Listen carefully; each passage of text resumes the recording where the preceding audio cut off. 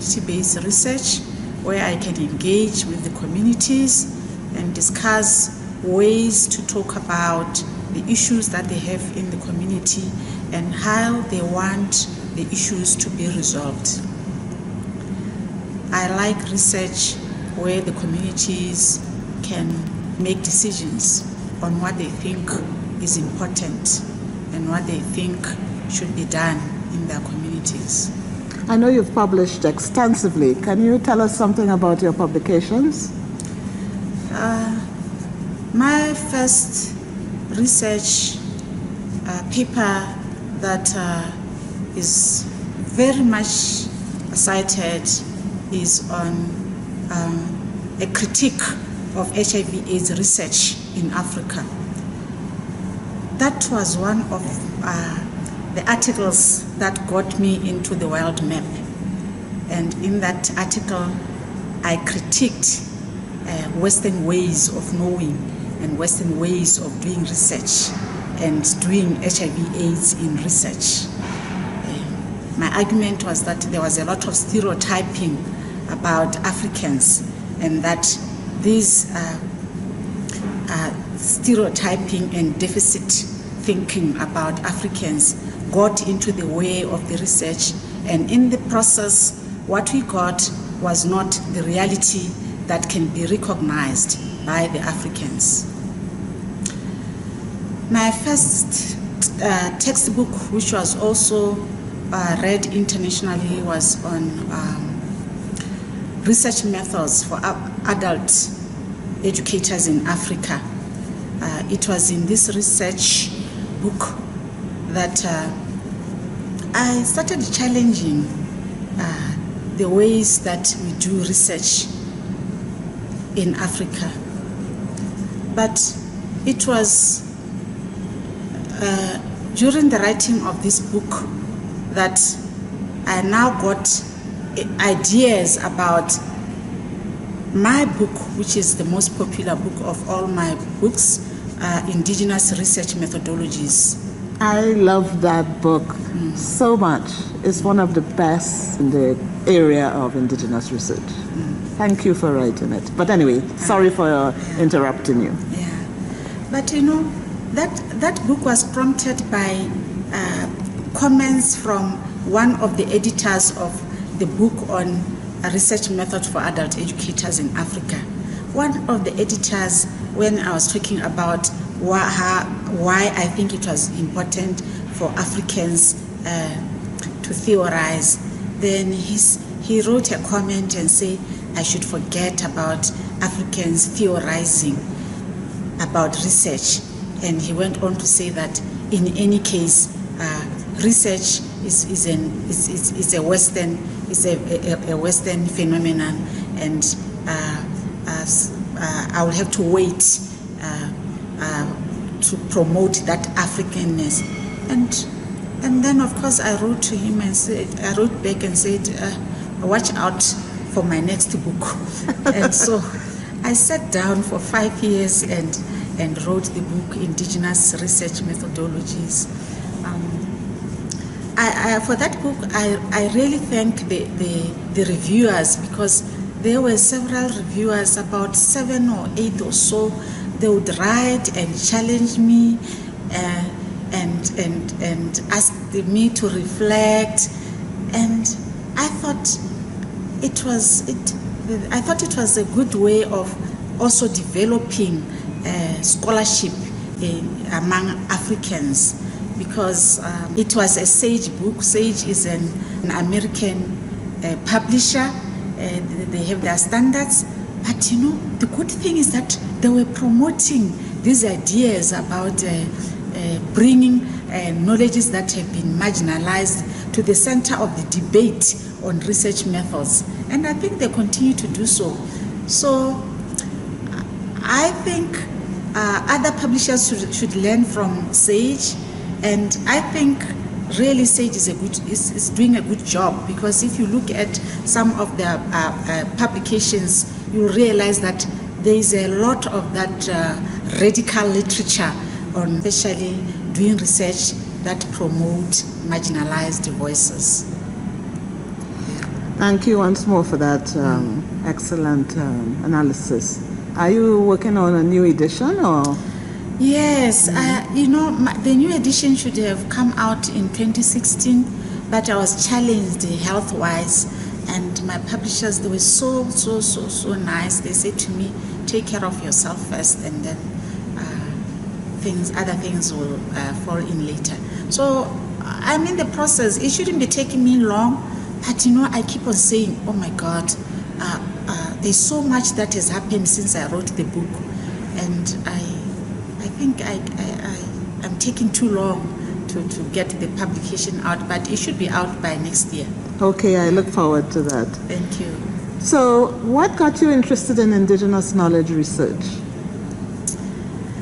Well, I can't talk about other ways of doing research without tapping into indigenous knowledge. And for me, indigenous knowledge is local knowledge. Indigenous knowledge is that knowledge that is not at the center in global knowledge. So for me, I got interested in it because I felt that was an area where I could be an expert, because I'll be talking about what I know, what I grew up seeing, what I understand, and what I believe in. I know that in my first article on a critique of HIV/AIDS research, I brought in my being, what it means to be me. And I know that there was this reviewer who said it was very interesting the way I reflected on my being and what being me means to what I do. And he felt that would be a basis for another way of theorizing about doing research methods. So that got me more interested in local knowledge. And you see, the thing is, I also believe that, the Westerners have exhausted their local knowledge and we haven't used ours. So this is time for us to use our local knowledge and put it forward, and also help those who have exhausted the use of their local knowledge. And I'm being funny. That's another way of looking at it. Yeah. So this your presentation was on was very illuminating. Can you give us a summary today's presentation? Well, you see, today's presentation was really on the concerns about how we do research, how we carry out indigenous knowledge, and of course, the challenge that we have that comes with scientific colonization and academic imperialism, and the challenge that comes from an colonized African university that cannot think outside the box. The challenge that we have about African intellectuals who cannot think for themselves, who are pressurized to use Western models, Western theories, Western tools, Western ways of knowing.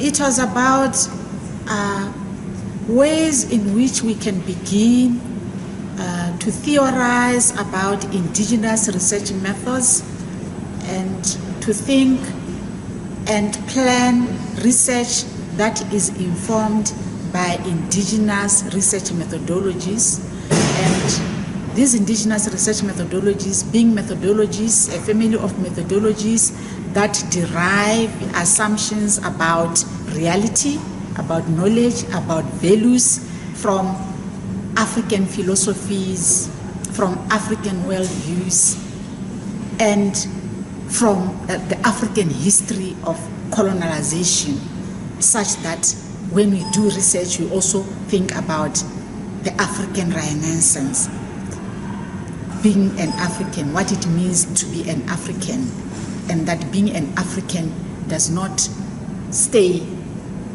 in your house. You don't leave the Africanness in your house, but you take it to the academy and say, being African in an academy means to challenge,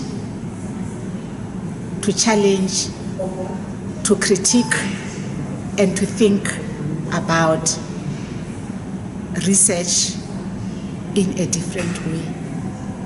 To say there are alternatives, there are other ways of doing research. And many ways in terms of epistemological awareness. Yes. Yes. And that the African University actually needs to be, it needs to be sensitized. And because the African University is a collaborator in cheating communities, taking their knowledge and exporting the knowledge to the West, where it comes out in forms that Africans cannot recognize their knowledge, and it comes out very expensive, and it benefits the West. So the African University actually, it really needs to be sensitized, and it needs to wake up. Intellectual property rights of the people who provide information. Yes, we've talked about patents and how people steal knowledge from here and they patent it, and in the end the communities, they don't gain anything. We have said, for instance, indigenous knowledge was a way of was going to provide a solution to eradicating poverty, but it is not. It doesn't. Because we just, the African University is a collaborator in taking the knowledge and selling it to the outsiders with at very cheap prices and with very little profits to the communities. Well, thank you so much for this wonderful exchange of ideas. And as I said before, I'm looking forward to the next edition of that text. Thank you. Thank you so much. Thank you.